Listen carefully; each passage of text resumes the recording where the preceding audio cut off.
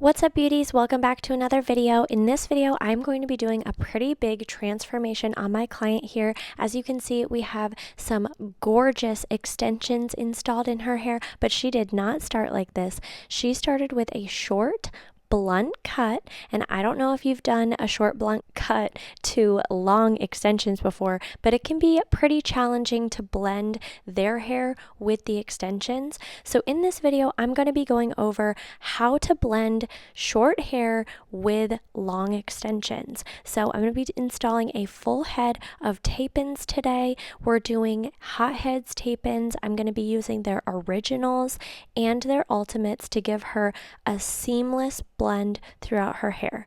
So here's her hair before, and like I said, she's got a pretty blunt cut. She's got pretty thick hair, so it's just really hard to blend that harsh line with extensions. So in this video, I'm going to be going over all the ways that I do to blend that line and give your client a very natural and seamless extension install so that nobody knows they have extensions.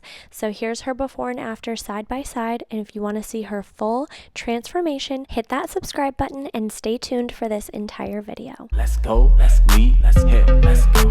Holy hit, let's go, let's go, let's go. Using Hot Heads Original and Ultimate tape-ins for this transformation today. We are using the 14 to 16 inch in Color Melt number 18/25 and Ultimates in number 18. So I am actually going to be thinning out her hair slightly so that the extensions will blend a lot better. Since she has a pretty blunt cut, we just want to soften her ends a little bit more so that when we put in the extensions, we are adding a little bit of length. So we want to make sure that this blends really well and you're not able to see her blunt line of her natural hair. So I'm just going to go through and do a little bit of point cutting on her ends, and this is going to be pretty soft. It's not going to be anything too crazy, but just want to give this a little bit more softness so that it makes it more natural when the extensions are in. So I'm just grabbing vertical sections and I'm just going through and doing some point cutting. And I'm going to go all the way around her hair. So like I said, I'm taking vertical sections that are about 2 inches wide, and I'm just kind of elevating them slightly, and then I'm going to go ahead and elevate up a little bit more. I'm primarily focusing on the ends for this technique, but I am elevating it a little bit so that I get some softness in all of her hair and not just the ends.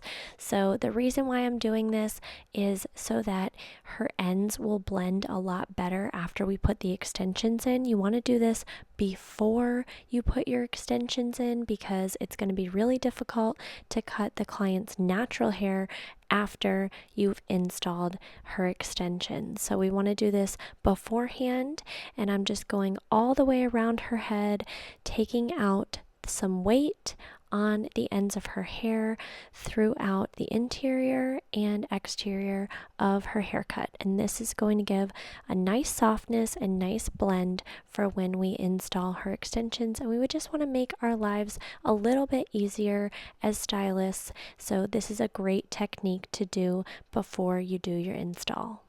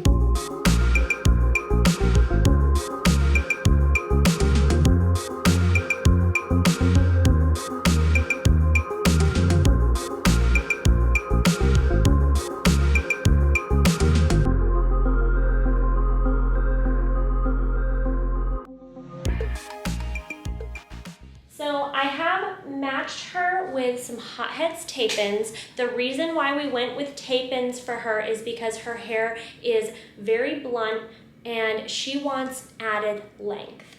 So the only reason why we didn't go with sew-ins is because I wanted to evenly disperse these all over and give her just an overall fullness and added length along with volume.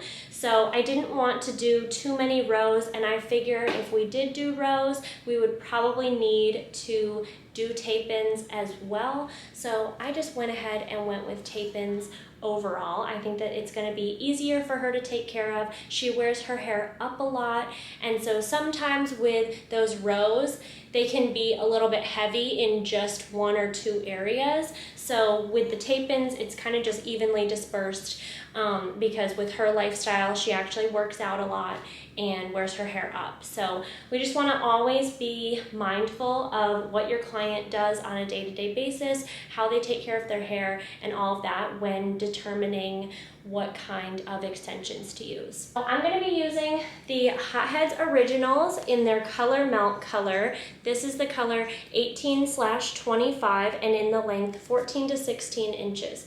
When it says 14 to 16 inches, that just means that the length is actually 16 inches, but at 14 inches, it starts the layering. So I love using Hotheads hair because it already comes pre-layered, so you don't have to do a ton of blending after you install to make it just have a really soft blend and be really gorgeous. So I have the Originals, and this is what the tape tabs of the Originals are gonna look like.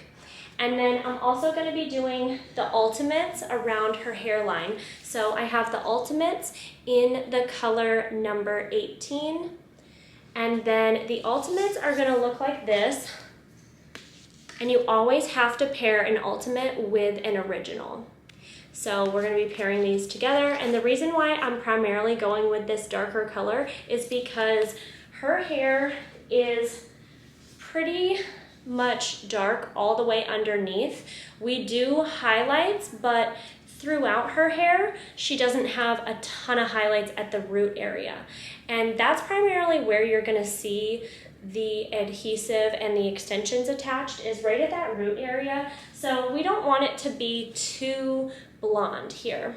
So as we can see, this number 18 color matches her natural brunette. It's kind of like a blonde color perfectly. So these are going to be sandwiched together, and so we're not going to have solid blonde ends. We're going to be blending them with the Ultimates. So on her first section here, I did one on the bottom, and then I parted down some more hair and I did two on the sides. And since she wears her hair up a lot, what I did was I put the Ultimates on the underneath so that when she parts her hair, when she pulls her hair up, you will not be able to see that extension. And same with this bottom one here. If you pull this up, you cannot even see those extensions. So then whenever she pulls everything up, you won't be able to see where the extension hair is. So I did the Ultimate on the bottom and then the Original on top of that. So I'm going to be layering in these extensions on the back of her hair, and I'm going to be using a brick layer technique, which just means I'm going to do 3 on one row, 2 on the next row, and they're going to fill in the gaps. So as you can see, the 3 on this row here has gaps in between those extensions. So that's where the brick layering is going to come in. So when I section down that next section, those 2 extensions I have right there are going to fill in those 2 gaps in between the 3 extensions. So on this top section here, this is right above her occipital bone. In the middle, I did the Ultimate right here, and then I did the regular extensions on the side so that when she parts her hair down, you will not be able to see that one in the middle. We always want to be conscious of where people have cowlicks, and the crown of the head is a very typical area where you got to be a little more conscious about the cowlicks. So if her hair separates, we want to make sure that you are not going to be able to see her extension. And as you can see, I have to really part this to even see where her ultimate is. But that's why these ultimates are so great to pair in with your extension install, because you just cannot even detect where they are. And so I've finished the back section here, and I brick-layered all the way up to fill in the gaps along the way, and it just looks so gorgeous back here. I'm gonna move on to the side sections and her face frame, and then we'll be all done. So transitioning from the back to the front, and you can see this is where her natural length is, and this is where the extensions are. But transitioning from the back to the front, as you can see, we don't have any extensions in the front yet, but I'm gonna do a connector piece right here. And I like to do that connector piece to connect the back to the front. That's why I call it the connector piece. So I'm gonna put that one right here, and it's gonna go just behind her ear, but also a little bit on top of her ear as well. And this is gonna lay really well for when she wears her hair down, especially because you don't want to have a hole between the back and the front. Sometimes I see stylists placement on extensions and they don't put a piece in the middle of the back and the front, and it just looks so disconnected. So I'm gonna place this one right here. And as you can see, when I place in my tape in, I'm going all the way to the root, and then I'm gonna drop it down 1 millimeter. And then I'm gonna drop the hair down, and we're gonna lay it down like that. And we wanna make sure we're at least 2 fingers above the ear when we're placing these, because we don't want them to get in the way of glasses or sunglasses.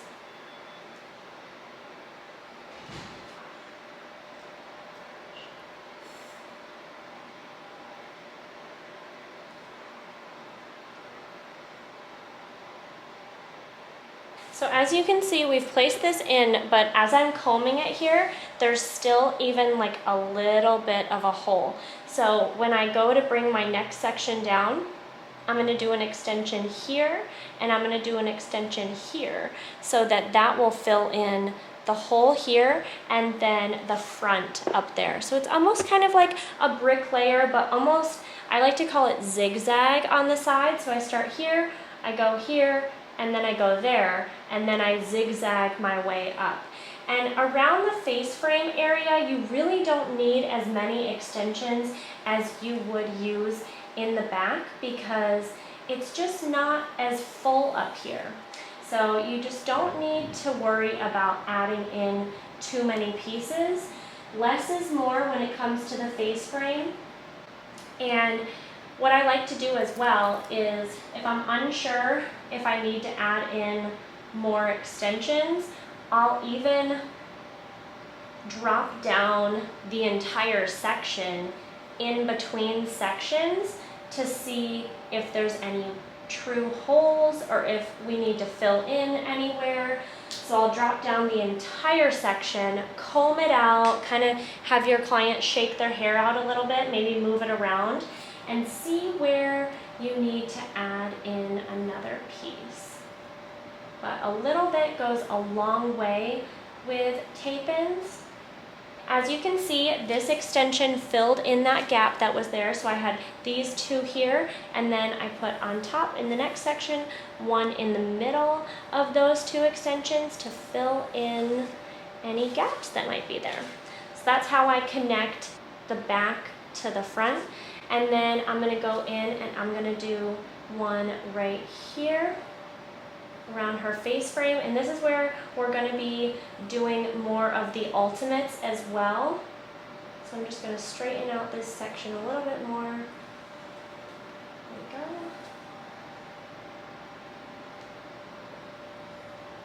And since this one is close to her hairline here, I am going to do an ultimate on the top. So I'm going to do the original on the bottom. And I really like to place my tape-ins using my rat tail comb. I know not everybody does this, but I like to put it on my rat tail comb like this, place it in exactly where I want it, and then roll the comb out, press down the hair, make sure there's no stragglers on the sides. And then I'm going to go in with my top piece of the sandwich. And I'm using an ultimate for this top piece. And this is just going to look really natural on her front face frame, and make sure that you cannot even see that she has extensions. Oh my gosh, look at that. You literally can't tell there's an extension there. So this is the difference between the ultimate and the regular tape tab. And this is the reason why I do the ultimates around the hairline. And you can do the ultimates on the entire head of your client. It's really personal preference, but they are a lot more expensive than the regular extensions. So it's just something that you want to keep in mind when you're ordering the hair. To finish her install, I continued that zigzag pattern on her sides and face frame, and I did the ultimates on top where needed, and we got this gorgeous result. This is going to be her before and after side by side. I hope you beauties enjoyed this installation tip video. Let me know in the comments if you do extensions in your salon, or if you're thinking about starting to do extensions in the salon. I know it's kind of like one of those things where if you don't offer them, then you don't have those extension clients, but it's something that can be done. You can start doing extensions even if you've never done them before. So leave me a comment if you're interested in starting to do extensions, but you don't know where to start. I cannot wait to let you beauties in on my plans and my secrets that I have in the works right now. So leave me a comment. Let me know if you're interested in doing extensions or learning more in depth about extension installation. Don't forget to hit that subscribe button, and I will see you beauties in my next video. Thank you always for watching and supporting. Love you guys. Bye. Let's go, let's hit, let's go.